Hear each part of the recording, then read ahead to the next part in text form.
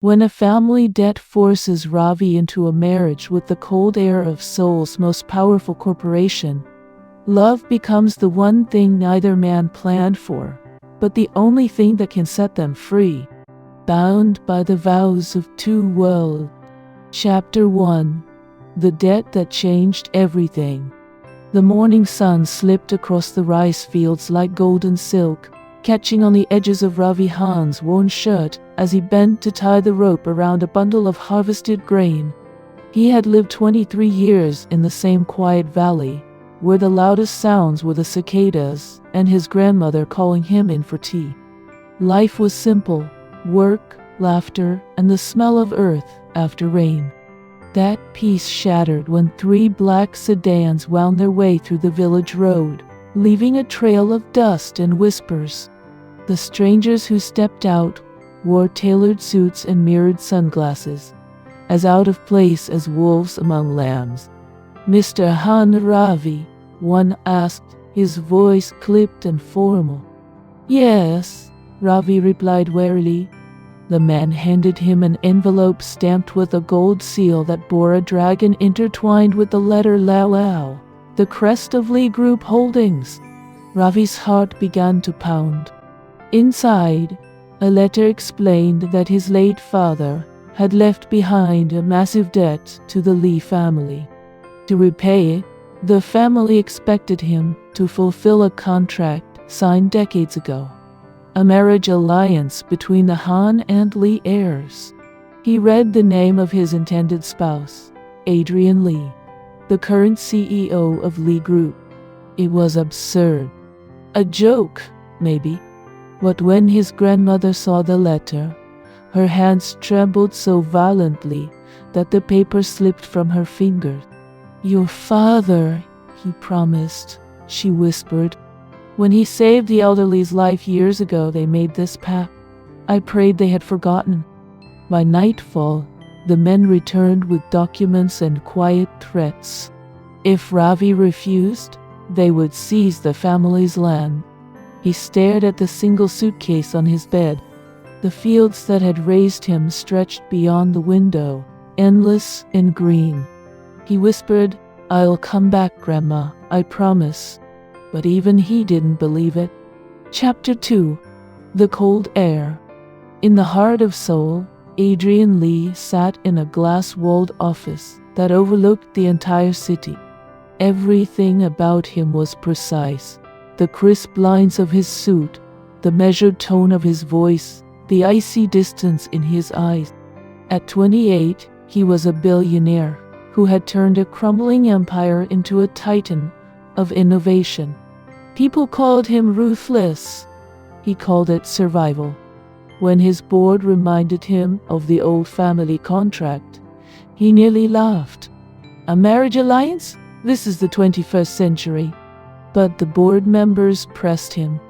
The union would sue the brewing scandal about the company's expansion into rural land that, coincidentally, belonged to the Han family. The marriage would make the transfer appear consensual, honorable even. Adrian's jaw tightened. "Fine. If that's what it takes to keep the company stable, arrange it." That night, he stood at the penthouse window as rain streaked the glass.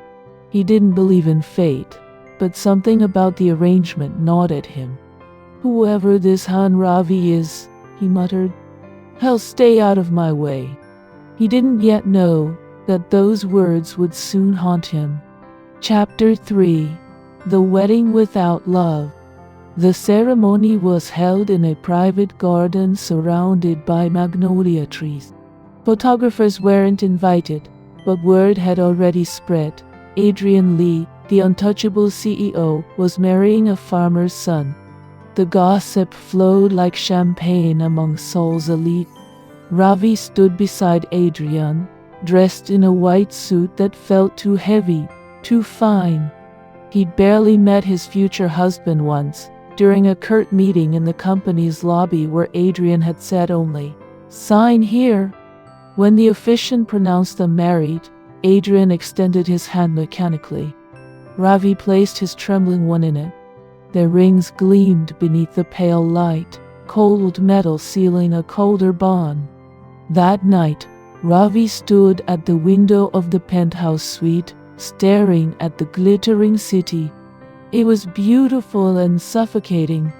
Behind him, Adrian's voice broke the silence.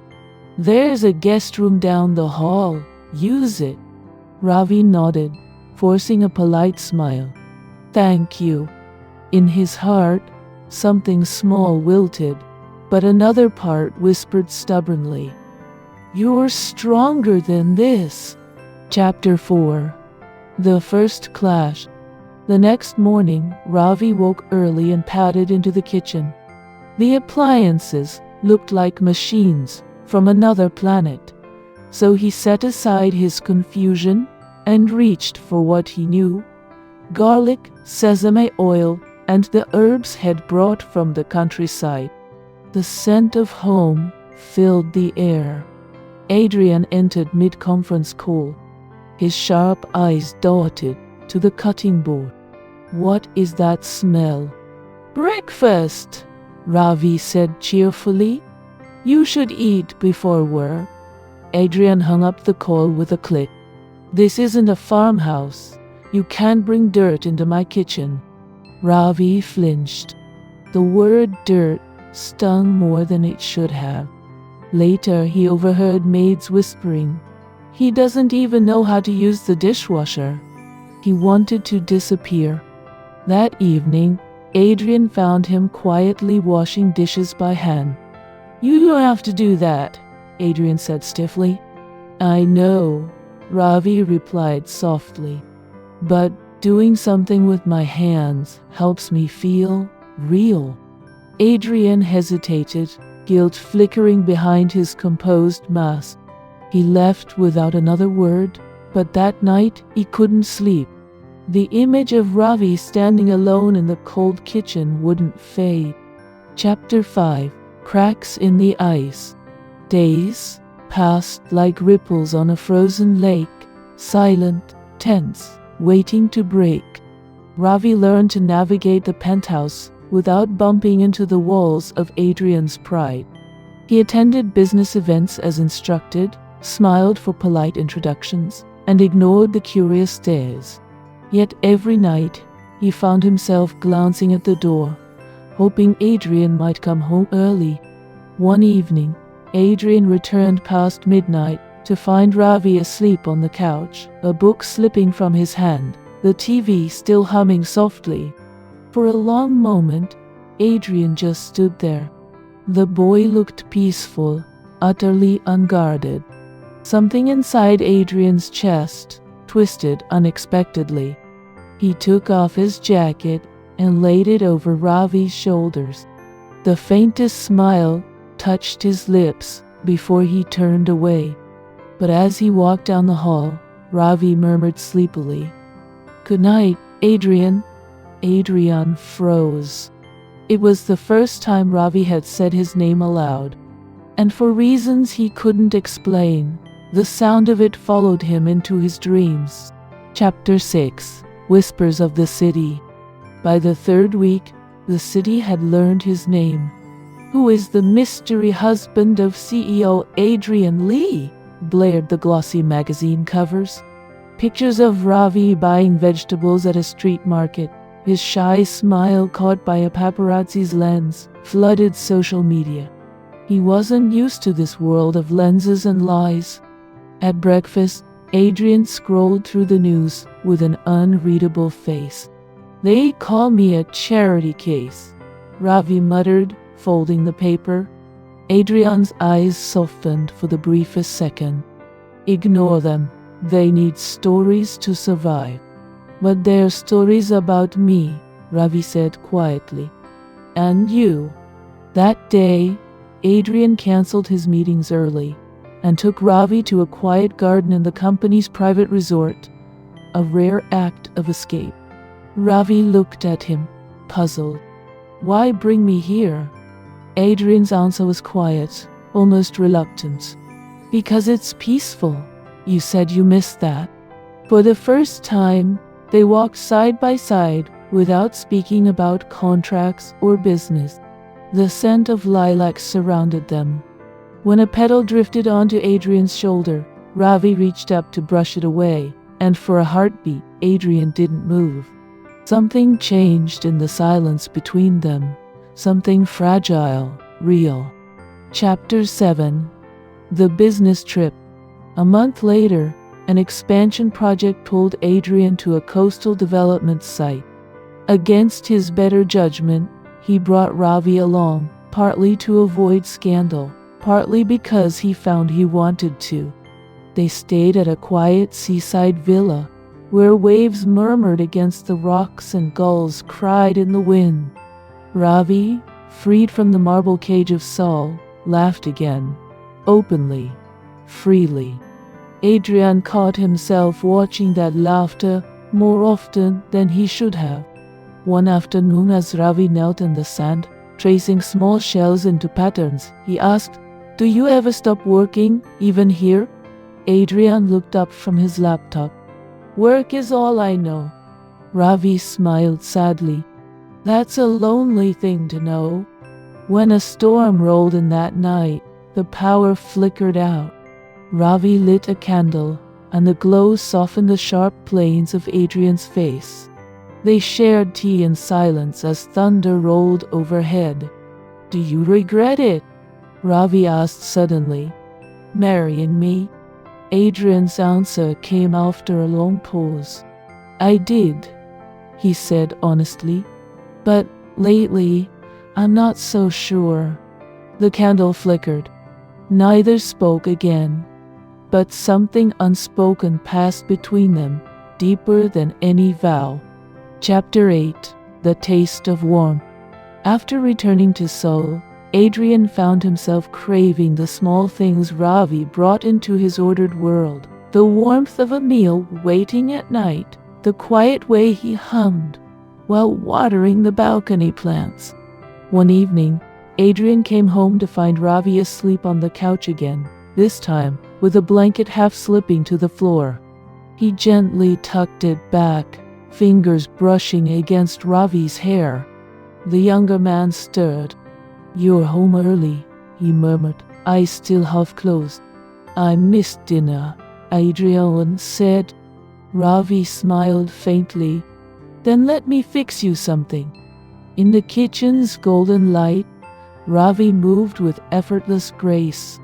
Adrian watched him, realizing he couldn't remember the last time anyone had looked at him with such unguarded kindness.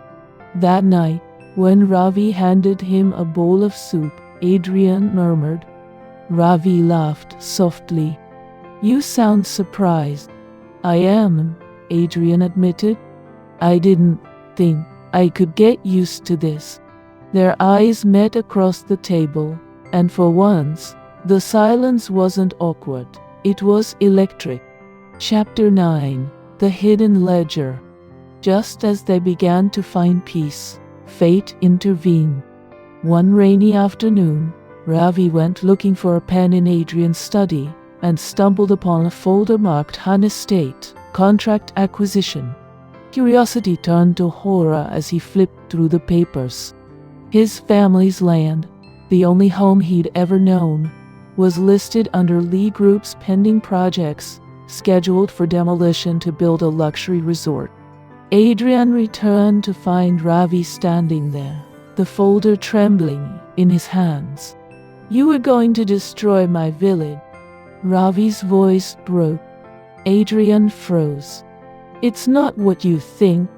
"Then tell me what it is, because it looks like you married me to make it easier."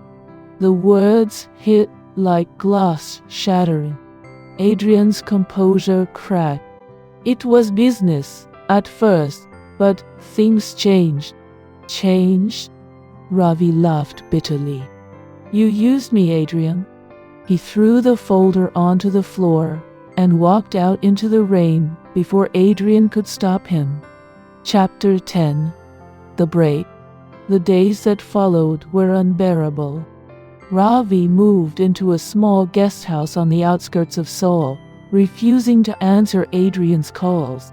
He spent his days working part-time in a flower shop, trying to forget the echo of his name in Adrian's voice. Adrian, meanwhile, buried himself in work. He told himself it was better this way, that Ravi was safer far from the storm of his world. But every night, he found himself reaching for the empty side of the bed. One evening, he visited the development office and without a word tore the Han estate file in half. "Cancel the project," he ordered. "Effective immediately. Sir, that's billions lost." "I don't care," he said coldly, walking away. That night, alone in his penthouse, Adrian whispered into the silence, "I'm sorry, Ravi." Outside, the first snow of winter began to fall, soft, cold, and full of promises left unspoken. Chapter 11. The distance between us.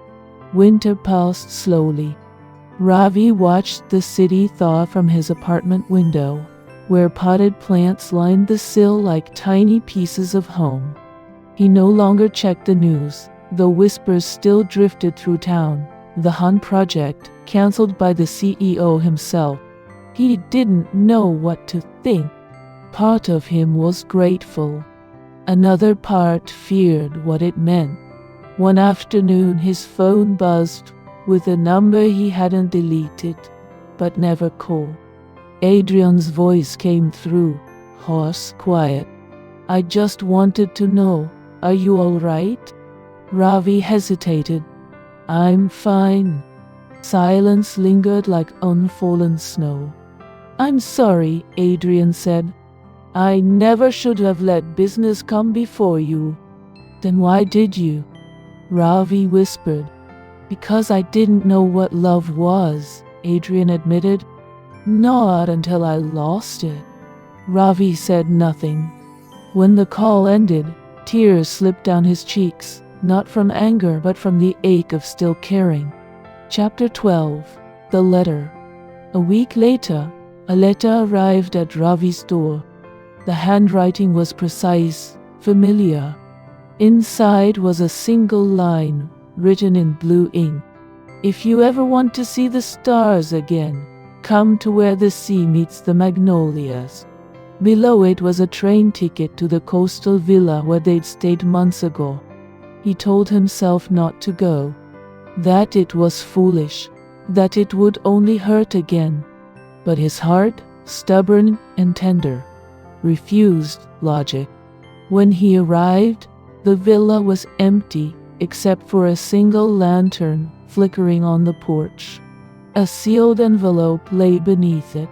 Inside was a property deed, the Han family land, fully restored, signed back in his name. Beneath the signature, for what should never have been taken. Ravi clutched the paper to his chest, eyes stinging. "You fool," he whispered. "You wonderful fool." Chapter 13. The storm returns. That night, a storm rolled in. The same coastal winds that had once trapped them together now howled through the night. Ravi stayed inside, the sound of thunder echoing through the empty villa. When the door opened behind him, he turned sharply. Adrian stood there, rain-soaked, breathless, eyes shining with something close to fear. "You came," Ravi breathed. "I wasn't sure you would," Adrian said. "But I had to try."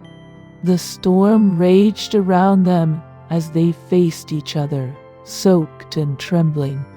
"You hurt me," Ravi said quietly. "I know." Adrian stepped closer. "And I'll spend the rest of my life making it right, if you'll let me." Ravi's voice cracked. "And if I can't, then I'll still thank you," Adrian said, "for teaching me how to feel." For a long moment, there was only the sound of rain. Then Ravi took one hesitant step forward, then another, until their foreheads met. Outside, lightning split the sky, and for the first time, the storm didn't frighten him. Chapter 14. Confession under the lanterns. The storm cleared by dawn. The villa's garden glittered with raindrops like glass beads. Adrian lit paper lanterns along the path, just as Ravi had done once back in the village. Ravi stepped out onto the porch, arms folded. "You're terrible at symmetry," he teased softly. Adrian chuckled. "I was hoping you'd fix them." When Ravi knelt to adjust one, Adrian spoke again. "Ravi, when we married, I didn't believe in love. I thought it was a luxury people like us couldn't afford, but you made me believe otherwise." Ravi turned to him, eyes shimmering. "I didn't want to fall for you. I wanted to hate you. But you didn't," Adrian said quietly. "No," Ravi admitted. "And that's what scared me." Adrian took his hand. "Then let's start again. Not as a contract, not as debt, but as choice." Ravi hesitated, then smiled through his tears. "Then choose me, Adrian Lee." "I already have," Adrian said. The lanterns swayed above them, their warm light reflecting in each other's eyes. Chapter 15. Two Worlds, One Promise.